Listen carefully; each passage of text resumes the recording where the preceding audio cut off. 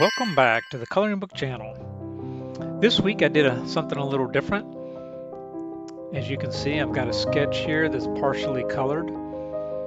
I went to the local library, had a coloring book club meeting. So I brought my pencils and part of a sketch and started working on that during the discussion, a meeting there. I took photographs every now and then to get a picture of how I was progressing rather than trying to record during that session. But now at home I'm finishing up with video. In terms of the colors that I used light lavender and violet for Jasmine's top with a light blue for the bottom of her skirt. And then I did those violet highlights in her hair to kind of match her top. For Aladdin, I did the same kind of idea, except I used blue highlights for his hair to kind of match the colors in her skirt.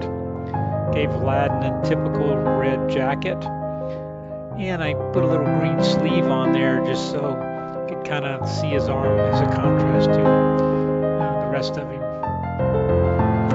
Decided to color the Middle Eastern buildings in the back with golden domes with some blues and reds just to try and make them look pretty interesting.